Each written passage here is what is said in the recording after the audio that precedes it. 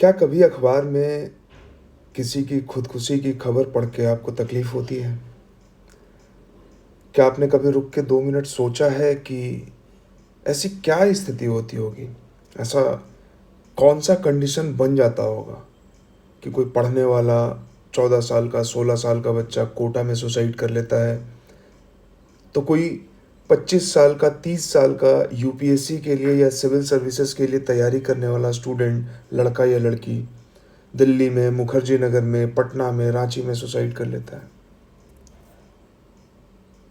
आज का ये जो वीडियो है वो बीपीएससी 69 या 70 या यूपीएससी या किसी चीज़ से डायरेक्टली रिलेटेड नहीं है कंटेंट के हिसाब से, मगर ये बहुत ज़रूरी मुद्दा है, बहुत ज़रूरी टॉपिक है। और मैंने सोचा कि आज टीचर्स डे 5 सितंबर, सर्वपल्ली श्री राधाकृष्णन जी का जन्मदिन, तो मैं टीचर तो नहीं, ना ही मुझे उतना ज्ञान है।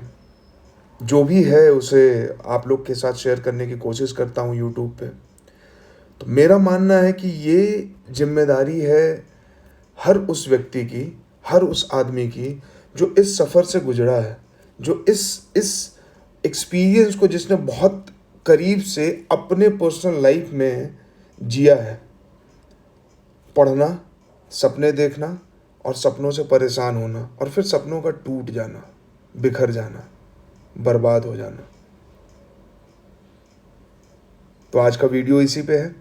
अगर आप देखना चाहते हैं तो देखिए, नहीं देखना चाहते हैं तो मैं फिर भी कहूँगा कि देखिए। और सिर्फ खुद मत देखिए, अपने गार्जियन को, अपने पेरेंट्स को, अपने दोस्तों को, अपने आसपास जो आपके सोसाइटी के लोग हैं उनसे आप शेयर कीजिए, बाकी एस्पिरेंट्स के साथ शेयर कीजिए। क्यों? क्योंकि ये बहुत ज़रूरी है और ये एक सामाजिक जिम्मेदारी है। तो जैसा कि मेरा आदत है कि मैं हर चीज़ को फ़ोटो और स्लाइड्स के माध्यम से ही डिस्कस करता हूँ। ये देखिए, मैंने न्यूज़पेपर से कुछ कटिंग्स जमा किया है। 23 year old UPSC aspirant suicide, hanging himself. Tattoo बनवा लिया था हाथ पे, दोस्त ने बोला कि तुम अब आईपीएस नहीं बन पाओगे, committed suicide in Delhi. IIT aspirant, बहुत न्यूज़ देखा होगा आपने कि कोटा में लोग, बच्चे मर रहे हैं, सुसाइड कर रहे हैं। बीपीएससी के एग्ज़ाम से पहले युवती ने गर्ल्स हॉस्टल में लगाई फांसी, कुछ महीनों में बदल गई थी ज़िंदगी। Medical aspirant die by suicide in Kota after poor NEET score, 21 year old. आप सोच के देखिए कि किस साल के लड़के के दिमाग पे, उसके जहन पे किस बात का इतना गहरा छाप छूटा हुआ होगा कि उसको वो मिटा नहीं पा रहा होगा, उसको वो हैंडल नहीं कर पा रहा होगा। उम्मीदों के बोझ के तले वो दब गया होगा और उसकी बात को सुनने वाला, उसका हाथ पकड़ के 2 मिनट उसके साथ बैठने वाला, उसके कंधे पे हाथ रख के थपकी दे के उसको समझाने वाला कि कोई बात नहीं बाबू, अभी नहीं तो अगली बार, और नहीं होगा तो कुछ और करेंगे, इसमें कौन सी बड़ी बात है।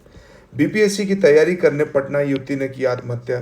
ठीक है, बीपीएससी परीक्षा देकर लौटा और फांसी लगा लिया। कौन? बीटेक का छात्र है, बीटेक किया है, मतलब जॉब की तो कोई दिक्कत ही नहीं है। मतलब एक नॉर्मल अच्छा लाइफ जीने के लिए तो बहुत बढ़िया जॉब मिल जाएगा। फिर इनके साथ क्या परेशानी थी कि इन्होंने अपनी ज़िंदगी को ख़त्म कर लिया? बताइए। ये जो चल रहा है ना, और ये तो कुछ 2 4 10 कटिंग्स हैं न्यूज़पेपर से। अगर आप थोड़े सेंसिटिव हैं, आपके अंदर कंपैशन है, कम से कम एम्पैथी है, न्यूज़पेपर पलटते हैं, तो आप देखिए खुदकुशी की, आत्महत्या की खबरें हर रोज़ होती है। और चूंकि ये मसालेदार नहीं होती है तो कहीं कॉर्नर में छोटा सा लिखा होता है। और एक बात कही जाती है, मुझे याद नहीं आ रहा कि किन स्कॉलर ने कहा था, लेकिन कहा था कि जब भी समाज में कोई भी एक व्यक्ति सुसाइड करता है, आत्महत्या करता है, तो वो आत्महत्या नहीं है, इसके लिए पूरा समाज दोषी है, पूरा समाज किलर है। Our society is killer, society kills people. कैसे? देखिए, जब भी हम कोई पढ़ाई शुरू करते हैं सिविल सर्विसेज के लिए, आईआईटी के लिए, जेई के लिए, नीट के लिए, और लगभग लगभग लगभग लगभग जो लोग भी ये वीडियो देख रहे हैं वो सब अपने टाइम पे या तो आईआईटी की तैयारी किया होगा उन्होंने, ट्रिपल ई की तैयारी किया होगा, मेडिकल के लिए तैयारी किया होगा। उसके बाद फिर जो अच्छे कॉलेज में, डीयू के बढ़िया कॉलेज में एडमिशन लेने के लिए, जेएनयू में एडमिशन लेने के लिए, कुछ लोग अब्रॉड जाने के लिए तैयारी किया होगा कुछ लोगों ने, और वो सब करने के बाद फिर सिविल सर्विसेज की तैयारी कर रहे होंगे, है ना, या फिर हायर स्टडीज़ की तैयारी कर रहे होंगे। तो जो हमारी जो जमात है ना, जो हम बचपन से बड़े होते हैं तो एक सपना पालते हैं, और सपना पालना चाहिए। सपने देखना बहुत ज़रूरी है। बिना सपनों के ज़िंदगी ठीक उसी तरह है जैसे बिना इन तस्वीरों के ये पन्ना होता, सादा, कोरा, सफ़ेद। ठीक है, तो हमें हमारी ज़िंदगी ऐसे ही सादे पन्ने के रूप में मिलती है, और उसमें सपनों के रंग भरने होते हैं। बट वो सपने कभी कभी ऐसी उम्मीद जगा देते हैं, उस जगह पे ले जाके हमें खड़ा कर देते हैं कि वही सपने बोझ बन जाते हैं। वही उम्मीदें जो हैं खुद से बहुत ज़्यादा और बहुत बड़ी सफलता पाने की, वो उम्मीदें अपने बोझ के नीचे हमें दबा देती हैं। और धीरे धीरे धीरे धीरे धीरे धीरे हम जो इंडिविजुअली होते हैं, हम जो एक इंसान हैं, हम एक जो लड़का हैं, हम जो एक लड़की हैं, हमारी जो चाहते हैं, हमारी जो ख्वाहिशें हैं, वो इन उम्मीदों के नीचे दब जाती है। उम्मीद क्या? कि इस बार घर लौटेंगे तो लाल बत्ती लेकर लौटना है। पड़ोसी ने माता पिता को बहुत तंग किया, एसडीएम बन जाएंगे, डीएसपी बन जाएंगे, तब उनको समझ में आएगा कि हम क्या हैं। अपनी उम्मीदों के साथ साथ माता पिता की उम्मीदें होती हैं। माता पिता अपना पेट काट कर बच्चों को पढ़ाते हैं, बच्चों को बाहर भेजते हैं, खेत बेचते हैं, ज़मीन बेचते हैं, सब कुछ करते हैं उनके दायरे में जो जो संभव हो सकता है, उनके ज्ञान में, उनके समझदारी में, उनके जेब में जितने पैसे होते हैं, उनके घर में जितने पैसे होते हैं, वो सब कुछ अपना लगा देते हैं अपने बच्चों के सपनों के पीछे।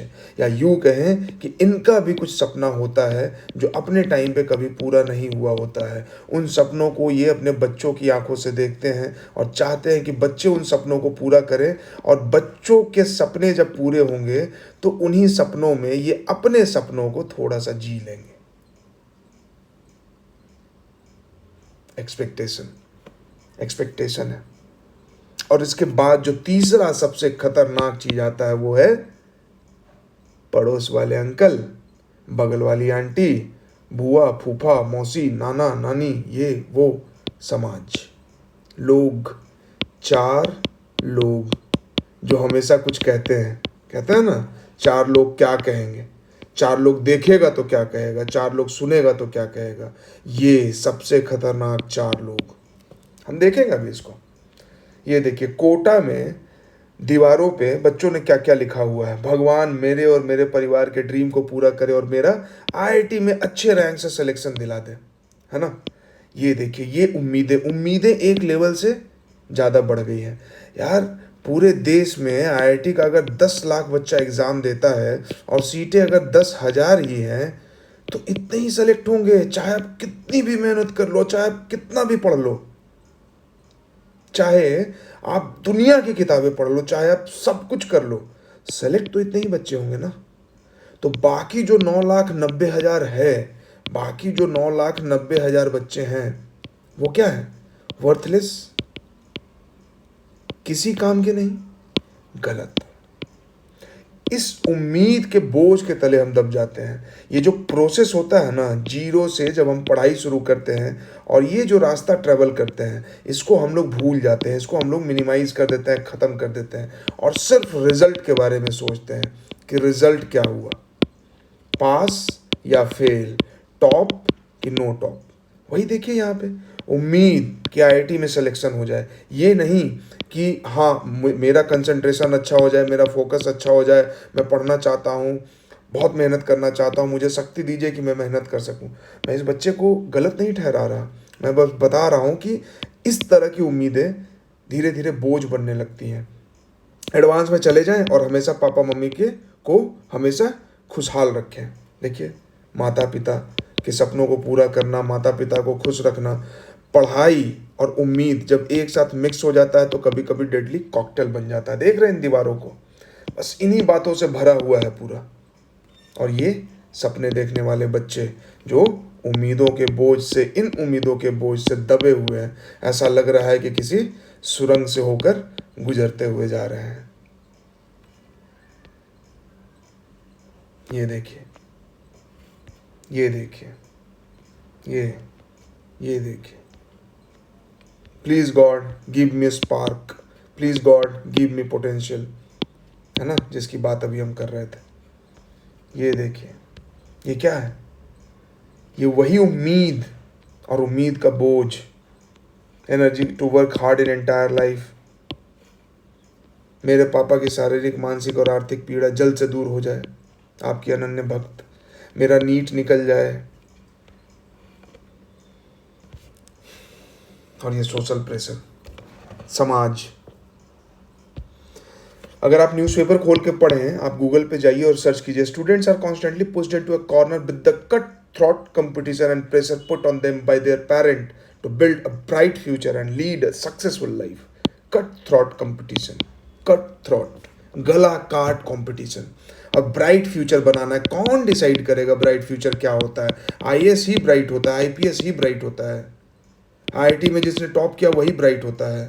अगर ऐसा होता तो इस दुनिया में जो भी बेहतरीन काम हुआ है वो सब आईआईटीएन करते, वो सब आईएएस करते, वो सब आईपीएस करते। मैं आपको डीमोटिवेट नहीं कर रहा कि एग्जाम की तैयारी नहीं करनी है। एग्जाम की तैयारी करना और एग्जाम को अपना लाइफ समझना, ये दोनों अलग चीजें हैं। तैयारी सही है, एग्जाम आपका लाइफ नहीं है। Parents expectation and academic pressure, गांव, शहर, घर, बाहर, हर जगह प्रेशर। जब इतना प्रेशर होगा तो आप क्या कर पाएंगे? आपने देखा अभी स्कूल जाने वाले बच्चों को, छोटे छोटे बच्चों को, उनके पीठ का जो बस्ता है उसका बोझ देखिए। बड़ी अच्छी सी एक कविता है, इन सुनी राहों पे चलते चलते बहुत दूर निकल आया हूँ, लगता है मासूम सा बचपन कहीं भूल आया हूँ। सतरंगी से ख्वाब थे कभी आंखों में, धुंधले से अब भी हैं पलकों के किसी कोने में। उन ख्वाबों को न जाने कहाँ भूल आया हूँ। ख्वाबों की जगह ज़रूरतों ने ले ली, ज़रूरतें जो कुछ दूसरों की हैं, कुछ अपने हैं। इन आंखों में अब बस झूठे मूठे सपने हैं। और भी है आगे, समझे? इसके बाद देखिए, जब सब कुछ हो जाता है तो आजकल सोशल मीडिया का दौर है और मोटिवेशन का अफीम तो मार्केट में फ्री मिल रहा है। Free free free. माँ मैं कलेक्टर बन गया, माँ मैं कलेक्टर बन के आऊँगा।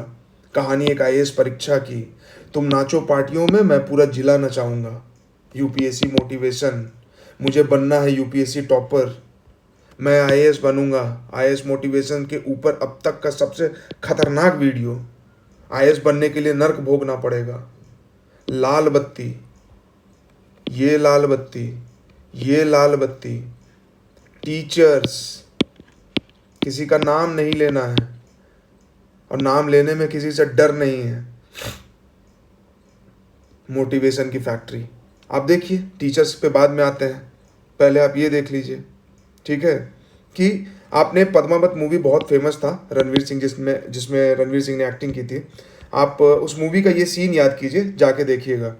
जब इसके सैनिक जो हैं वो बोलते हैं कि अब हम युद्ध नहीं लड़ेंगे, ये आके यहाँ पे खड़ा होता है, एक झंडा उठाता है जिसपे कुछ चांद सितारा बना होता है, शायद इस्लाम का झंडा होता है, और बहुत इमोशनल स्पीच देता है और उसका झंडा छोड़ देता है। बोलता है कि हमने जो सपना देखा था वो सपना टूट गया, खिलजियों की सल्तनत होगी और अब वो नहीं हो पाएगा, वो सपना टूट गया, और ये झंडा छोड़ देता है। और जैसे ही ये झंडा छोड़ता है, सब लोग जो डीमोटिवेटेड थे लपक के मोटिवेट होकर इसको पकड़ते हैं।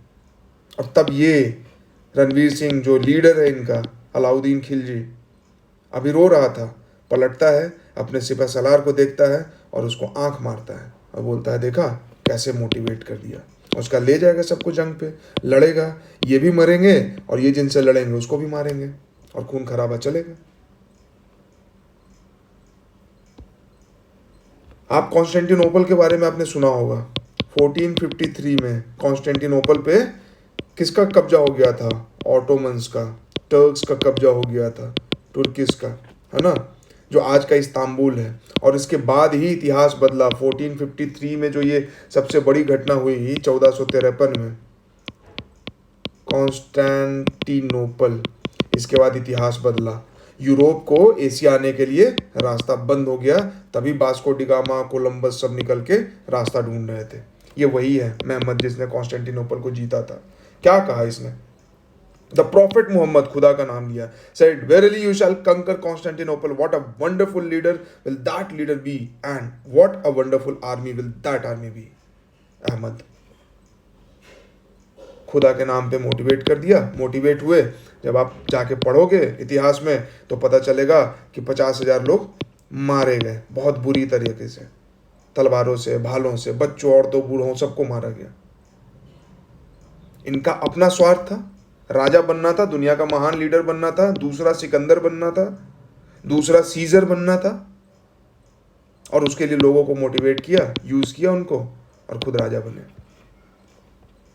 लाल बत्ती, पीली बत्ती, नीली बत्ती, powerful motivational seminar for UPSC students by IAS topper Athar Aamir Khan, how to realise your inner potential seminar, motivational seminar for students. अरे जबरदस्ती का काहे का मोटिवेशन भाई? मोटिवेशन है और नहीं चाहिए, गाइडेंस चाहिए, वो नहीं मिलता है, मोटिवेशन मिलता है। क्यों? क्योंकि अगर गाइडेंस मिल गया तो आप सब काम सही कर लेंगे, तो ये पूरा मार्केट ही खत्म हो जाएगा। एक टीचर अवध ओझा सर, वर्ल्ड फेमस, आप देखो, अवध ओझा सर पटना में, अवध ओझा सर दिल्ली में, अवध ओझा सर नेक्स्ट आईएएस में, अवध ओझा सर अन अकेडमी में, अवध ओझा सर बौद्ध ठाकुर ग्रैंड सेमिनार असम में, अवध ओझा सर सिद्धार्थ आईएएस में, अवध ओझा सर इकरा आईएएस में, अवध ओझा सर प्रयागराज में, नेक्स्ट आईएएस में। मोटिवेशन मोटिवेशन मोटिवेशन, किस बात का मोटिवेशन? ये कोई बिंद्रा साहब है, विवेक बिंद्रा है, ये भी यूपीएससी वालों को मोटिवेट कर देते हैं। खान सर को तो हम लोग जानते ही हैं, कुछ लोग हो सकता है कमेंट में आके गाली दे दें। भाई मोटिवेशन की जरूरत नहीं है, गाइडेंस की जरूरत है, प्रैक्टिकल गाइडेंस की जरूरत है, कोचिंग की जरूरत नहीं है, कोच की जरूरत है।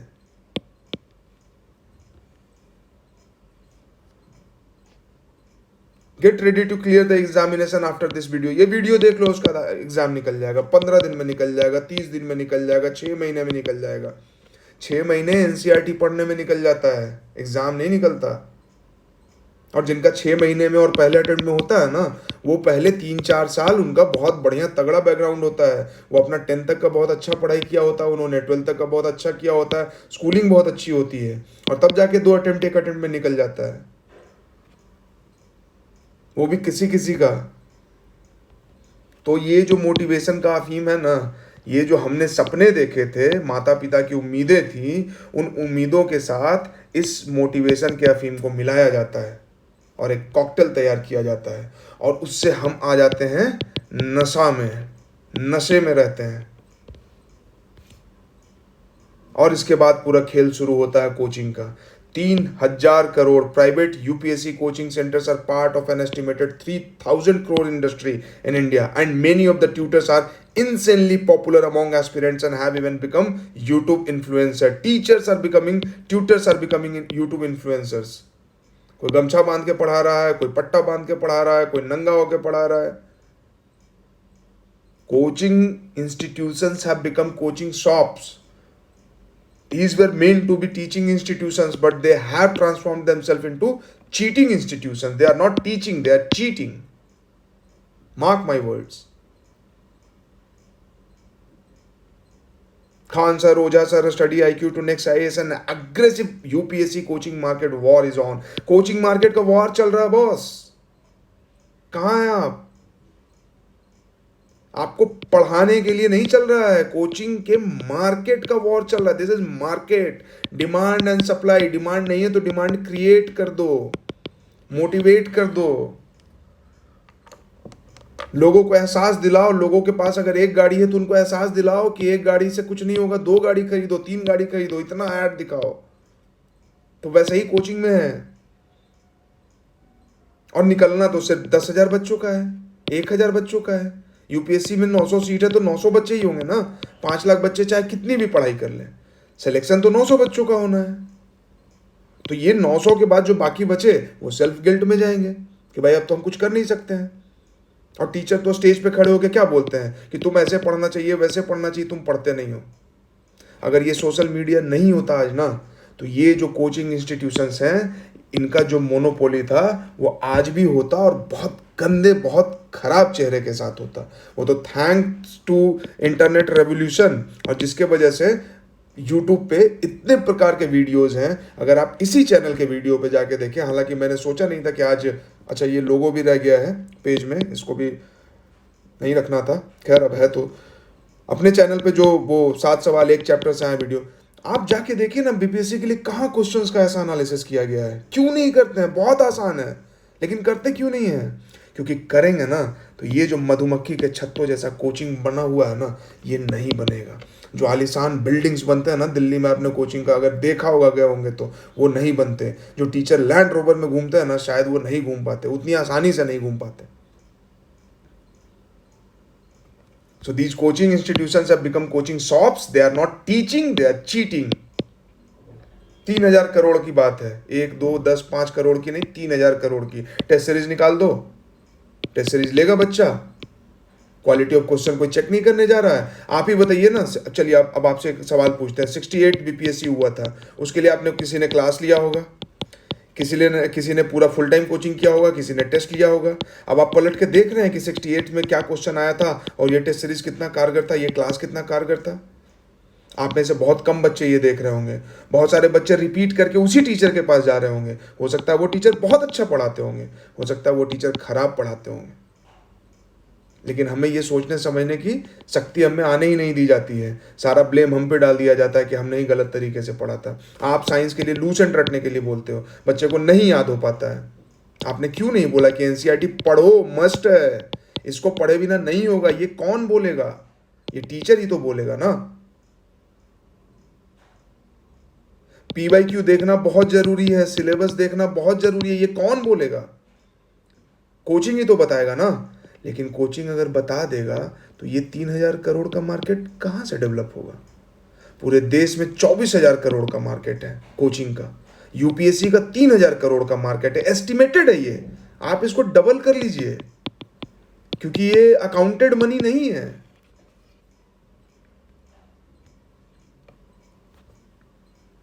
और इसके बाद कोचिंग वाले क्या करते हैं? टॉपर्स का ग्लोरिफिकेशन। एक ही टॉपर हैं, with all due respect to Ishita Kishore ma'am, topper rank 1 of UPSC 2022, study IQ, Chahal academy, Vajiram and Reddy. क्या है ये? एक ही टॉपर का देखिए, इधर आकाश में भी नाम है, रेजोनेंस में भी नाम है, एलन में भी नाम है, फिटजी में भी नाम है। क्या है ये? टॉपर्स का ग्लोरिफिकेशन है ये। एक तो कोचिंग का झूठ है, ऊपर से ग्लोरिफिकेशन है। और जो टॉप नहीं करते हैं, how she cleared UPSC in just 15 days. सच में? रियली? 15 दिन में यार स्पेक्ट्रम खत्म नहीं होता पहली बार में। इस तरह के कैप्शंस लगा के क्या किया जाता है? बच्चों को बरगलाया जाता है, सेल्फ डाउट क्रिएट किया जाता है, एक्सेसिव मोटिवेशन पंप कर दिया जाता है अननेसेसरीली। मेरे लिए यूपीएससी आसान था, होगा आपके लिए बहुत आसान होगा। गॉड गिफ्टेड होंगे आप, with all due respect. Sir का नाम शुभम कुमार है, इनका भी रैंक शायद 43 या 44 है इस साल का, अंडर 100 रैंक है इनका, 50 के आसपास, जो भी हो, 40 हो 50 हो। आपके लिए आसान होगा सर, सबके लिए नहीं है। सरकारी स्कूल में पढ़ के आए हैं, पता है सरकारी स्कूल की स्थिति क्या है। तो ग्रेजुअली अपने आप को इंप्रूव करते हैं। हमारा ग्राफ जो है ना, सब अगर एक्स वाई कोऑर्डिनेट बना दें, ये एक्स है ये वाई है, तो हमारा ग्राफ ही शुरू हुआ है नेगेटिव से, और तब हम ऊपर जा रहे हैं। तो ये तो टाइम लगेगा ना, और आपका ग्राफ शुरू ही यहां से हो रहा है, तो हम कहां से कंपीट करेंगे? इतना टाइम तो मेरा रह गया ना। पूरा रेस जो है मैंने यहां से शुरू किया भागने के लिए, और आपकी रेस शुरू ही यहां से हो रही है। तो मुझे तो इतना एक्स्ट्रा भागना है ना, इतना एक्स्ट्रा एनर्जी, इतना एक्स्ट्रा टाइम, इतना एक्स्ट्रा अपना एफर्ट, सब कुछ लगाना होगा। कैसे आसान है लाइफ आफ्टर यूपीएससी? इसके बारे में कोई नहीं बात करता। यूपीएससी टॉपर्स और महिमा मंडन, बर्बाद होता हमारा युवा। वाई वाई सच ग्लोरिफिकेशन। देखिए सार्थक अग्रवाल सर हैं, सीबीएसई के भी टॉपर थे और शायद 2021 या 2020 के ये रैंक अंडर 10 या अंडर 20 है। क्या कहा इन्होंने? Stay away from the entire universe that hypes the exam too much. Exam का हाइप बना के रखे। After 6 failed attempt I got AIR 10। इनको आप पहचानते हैं? नहीं पहचानते हैं। लेकिन आप किसको जानते हैं? रैंक 1 को जानते होंगे। आप उसको जानते होंगे जिसने पहले अटेम्प्ट में यूपीएससी निकाल लिया है। 6 साल लगे, 6 फेल्ड अटेम्प्ट, तब जाके इनका रैंक 10 आया इस बार। Glorification of toppers. और इसके बाद क्या होता है? जब हमारा सब कुछ खत्म हो जाता है, हमारे सपनों से हमारा ब्रेकअप हो जाता है। और जब सपनों से ब्रेकअप हो जाता है तो फिर ऐसे ही सर पे हाथ रख के बैठते हैं। इनको पहचानते होंगे आप, रजत साम्याल नाम है इनका। इनका सर का, इन्होंने 6 अटेम्प्ट दे दिए, 10 साल लगाए, 6 अटेम्प्ट दिए, 3 बार प्रीलिम्स फेल हुआ, 2 बार मेंस फेल किया इन्होंने। मतलब कि 2 बार इन्होंने मेंस लिखा, मेंस क्वालिफाई नहीं हुआ, ठीक है। और लास्ट अटेम्प्ट में इन्होंने जो एग्ज़ाम दिया, शायद 11 मार्क्स से, ओनली 11 मार्क्स से इनका एग्ज़ाम रह गया। 11 मार्क्स का मतलब समझते हैं? यूपीएससी में टोटल 9 पेपर होता है, 4 जीएस का, 1 एसए का और 2 ऑप्शनल का, और इसके अलावा 2 क्वालिफाइंग होता है, ठीक है। हर पेपर 250 मार्क्स का होता है, ठीक है। अगर हर पेपर में इनके 2-2 मार्क्स एक्स्ट्रा होते ना, 250 में 2-2 मार्क्स खाली एक्स्ट्रा आ जाते ना इनको, तो क्वालिफाइड होते हैं। हर पेपर में 7 पेपर है, 7 पेपर में बस 2-2 नंबर एक्स्ट्रा लाना था। 20 क्वेश्चन होता है एक पेपर में जीएस के, और 20 क्वेश्चन में 2 एक्स्ट्रा मार्क्स लाना था। मतलब किसी 4 क्वेश्चन में 0.55 या किसी 8 क्वेश्चन में 0.25 लाना था बस एक्स्ट्रा, और सेलेक्ट होते हैं। नहीं हुआ इनका सिलेक्शन। तो एम्ब्रेस योर फेल्यूर। अब फेल कुछ होता नहीं है, फेलियर कुछ होता नहीं है, ये हमारी लर्निंग है, ये हमारा एक्सपीरियंस है।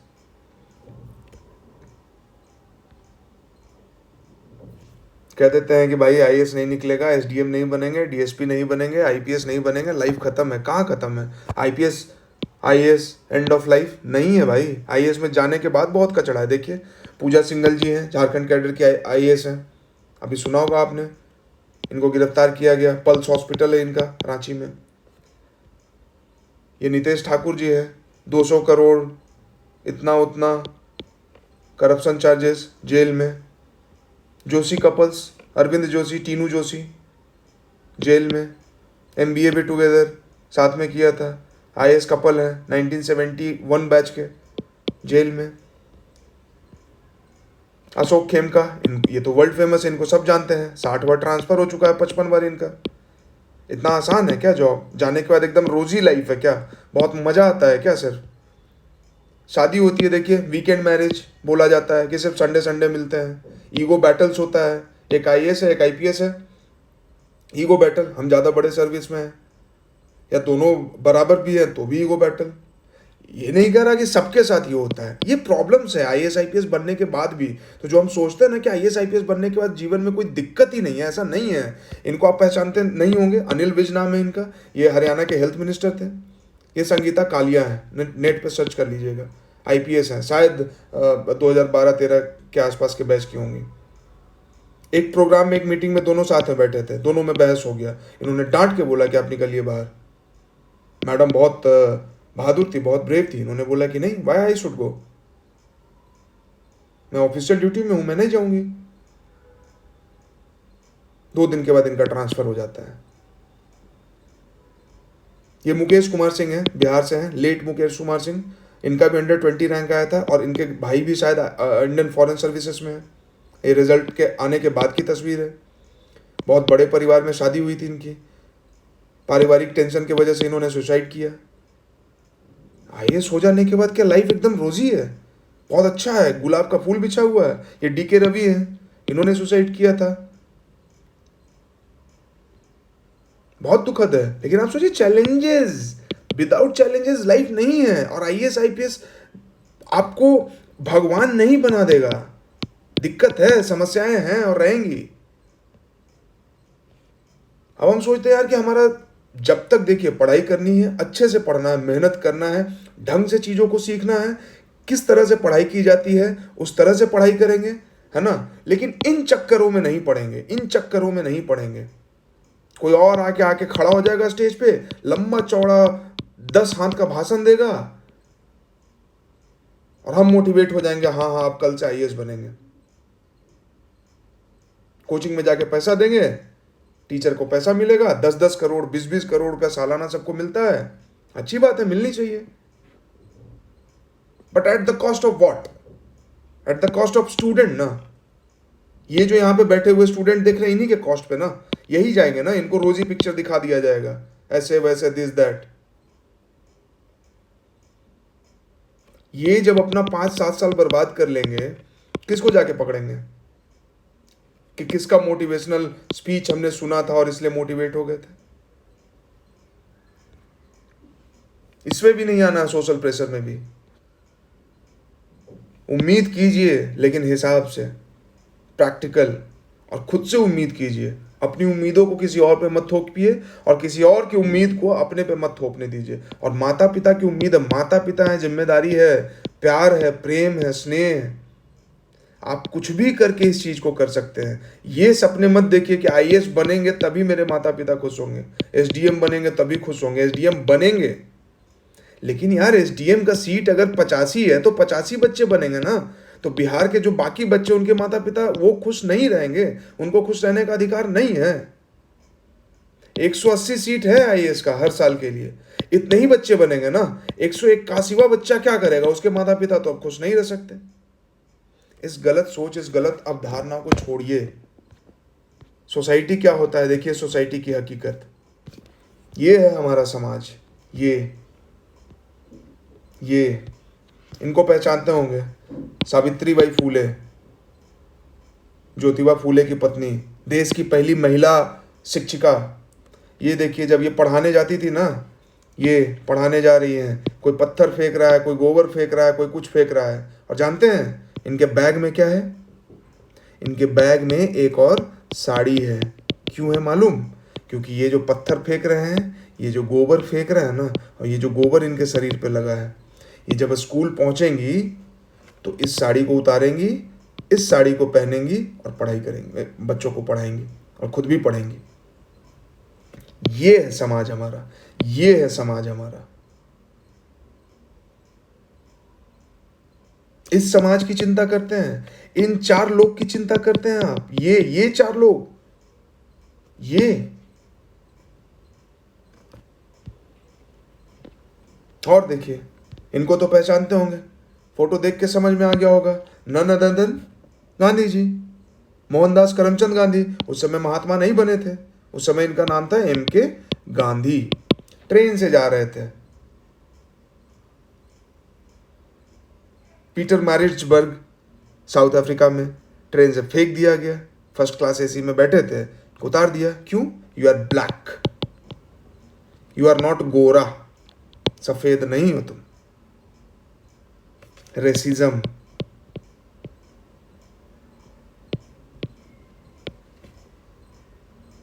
ये कौन है?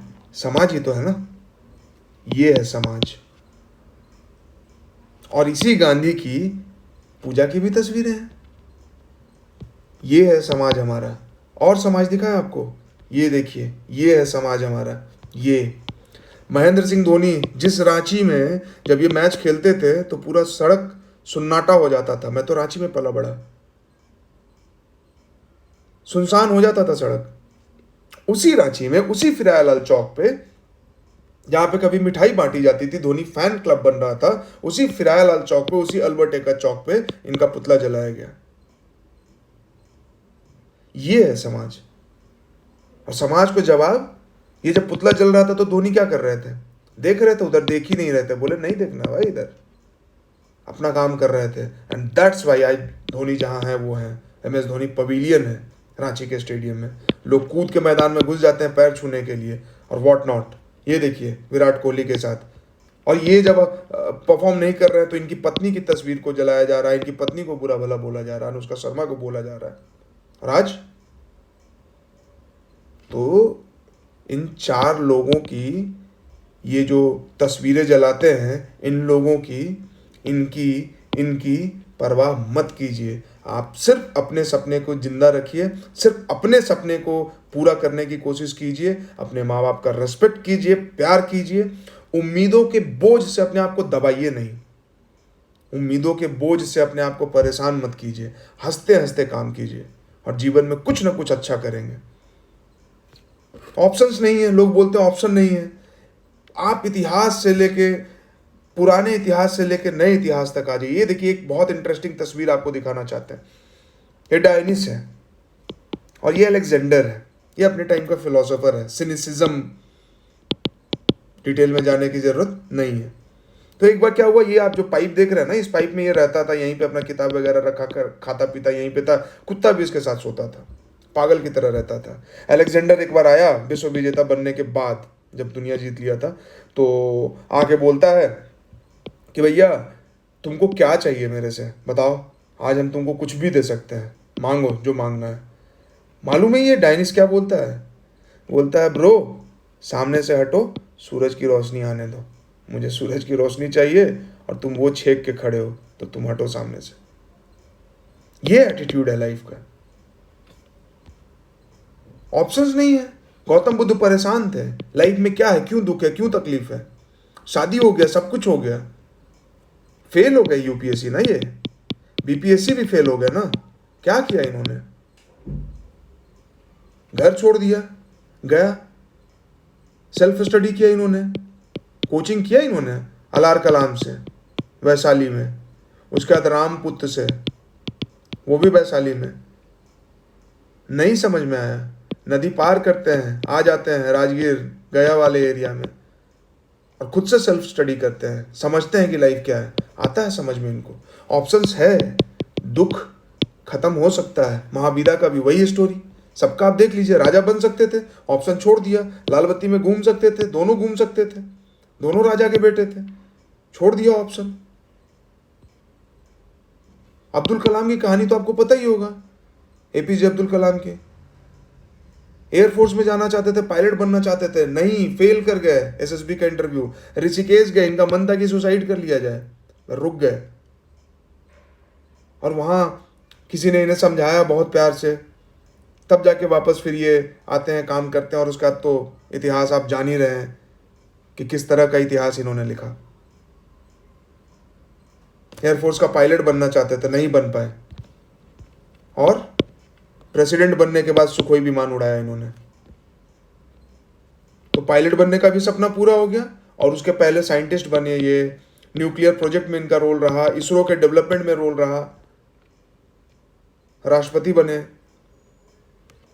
ऑप्शंस, यूपीएससी क्वालिफाई करने के बाद यूपीएससी लोग छोड़ते हैं, रोमन सैनी से छोड़ दिया यूपीएससी, अन अकेडमी खड़ा कर लिया। पर्सनल लाइफ में देखिए कितना डेवलपमेंट है। अन अकेडमी अच्छा पढ़ाता हो ना पढ़ाता हो वो अलग बात है। ये एक लड़का है, दिल्ली गया था तैयारी करने के लिए, अनुभव दुबे या कुछ ऐसा नाम है इसका, चाय सुट्टा बार कंपनी चलती है इसकी। देखा कि लोग बहुत चाय पीते हैं, चाय का काम शुरू कर दिया। बहुत बड़ा बिजनेस है, 200 करोड़ से ज़्यादा की कंपनी है इनकी। ये हमारे राष्ट्रपति हैं, बिहार के राज्यपाल भी रह चुके, रामनाथ कोविंद जी। यूपीएससी क्वालिफाई किया इन्होंने 3rd अटेम्प्ट में, छोड़ दिया, वकालत किया, उसके बाद देश के राष्ट्रपति बने। आईपीएस बन जाते तो आईपीएस बन के कहीं से रिटायर होते, किसी स्टेट के टॉप पुलिस बन के, राष्ट्रपति बन गए, पूरे देश के आर्म फोर्स के हेड हो गए। बिंदेश्वरी पाठक, बिहार के रहने वाले, वैशाली के। अगर नाम नहीं जानते होंगे तो सुलभ शौचालय तो आप जानते होंगे, इन्हीं ने शुरू किया था, इनका ही शुरू किया हुआ था। आरा में पहला सुलभ शौचालय लगाया था इन्होंने।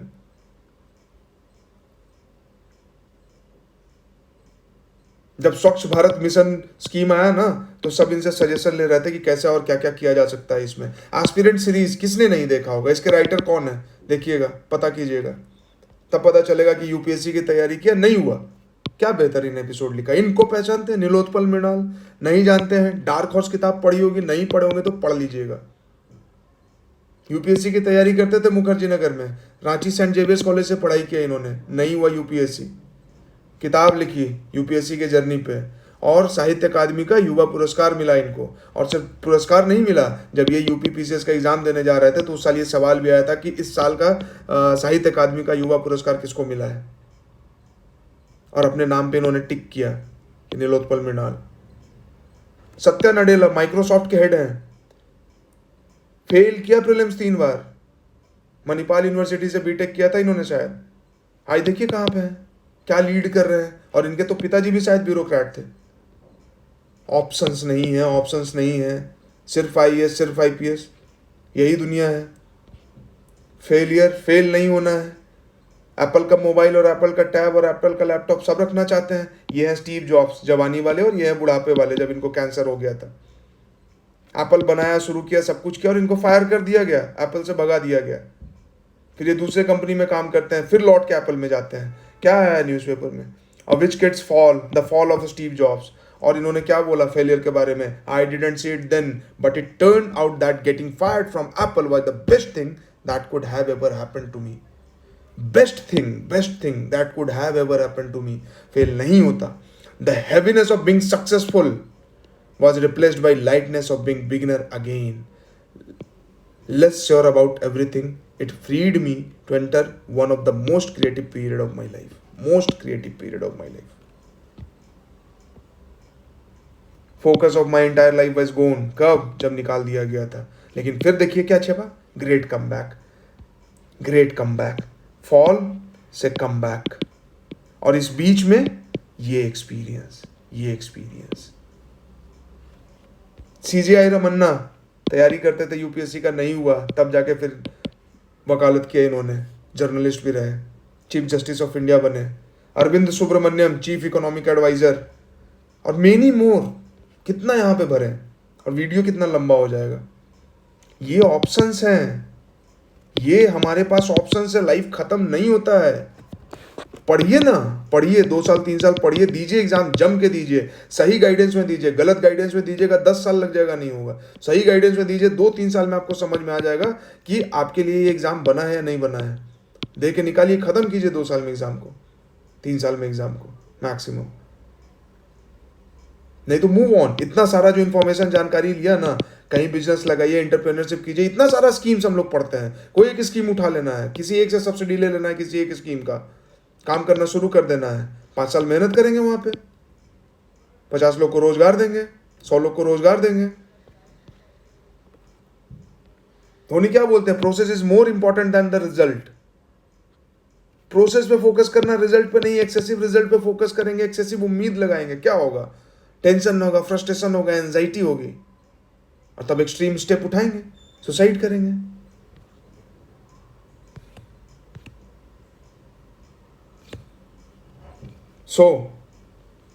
मेरे हिसाब से सबसे पहले तो अपने आप को प्यार करना सीखिए। Love yourself.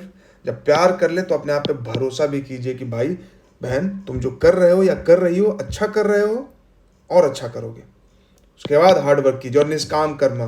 धोनी जो बोलते हैं कि प्रोसेस पे फोकस कीजिए, रिजल्ट पे नहीं। काम कीजिए, काम करके छोड़ दीजिए। मैंने वीडियो बनाया, बना के डाल के छोड़ दिया। देखना ना देखना आप लोगों का काम है। मुझे अपने तरफ से जो एफर्ट लगाना था लगा दिया। यूट्यूब को प्रमोट करना होगा करेगा, नहीं करना होगा नहीं करेगा। Be open to change, adapt कीजिए। समय बदले, समय के साथ हमें भी बदलना है। Learn from mistakes. मिस्टेक्स पे अफसोस नहीं करना है, उससे लर्न करना है। Do not hate your mistakes and failures. यार एकदम मिस्टेक को हम देखना नहीं चाहते। अरे भाई, मिस्टेक से बड़ा कोई टीचर नहीं हो सकता है। टेलीग्राम के चैनल पे जो कोड डाला मैंने एपीजे अब्दुल कलाम का, mistake is the greatest teacher. इसको टीचर बनाइए। And do not over glorify किसी को भी, खुद को भी और दूसरों को भी, कि मैं तो ये हूं, मैं तो वो हूं, मुझे ये पता है, मुझे वो पता है। कुछ नहीं पता है।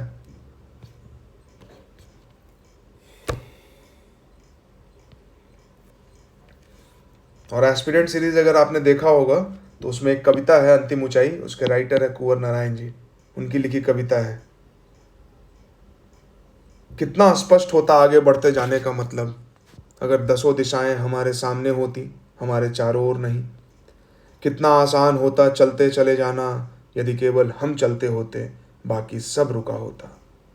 मैंने अक्सर इस उल जुलूल दुनिया को 10 सिरों से सोचने और 20 हाथों से पाने की कोशिश में अपने लिए बेहद मुश्किल बना लिया है।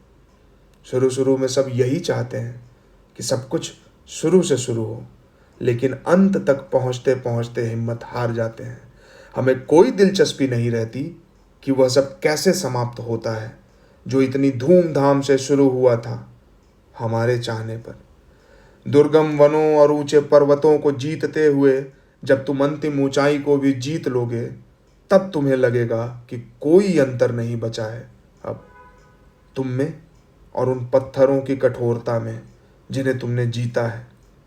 जब तुम अपने मस्तक पर बर्फ का पहला तूफान झेलोगे और कांपोगे नहीं, तब तुम पाओगे कि कोई फर्क नहीं है सब कुछ जीत लेने में और अंत तक हिम्मत न हारने में, अंत तक हिम्मत न हारने में। तो उम्मीद करते हैं कि आप लोग पढ़ेंगे, मेहनत करेंगे, लेकिन इस माया जाल से, इस तकलीफ वाले जाल से बाहर निकलेंगे। कभी भी अपने आप को अननेसेसरली क्रिटिसाइज नहीं करेंगे, कभी भी अपने आप से नफरत नहीं करेंगे और इतनी नफरत नहीं करेंगे कि खुद को नुकसान पहुंचाने की इच्छा मन में उठे। कोई और समझे न समझे, आपको खुद को समझना है, बाकियों को कोशिश करना है समझाने की। अगर नहीं समझते हैं तो आप मजबूत रहें, आप सशक्त रहें, आप ईमानदार रहें अपने प्रति, आप खुद के प्रति प्रेमवत रहें। Thank you very much.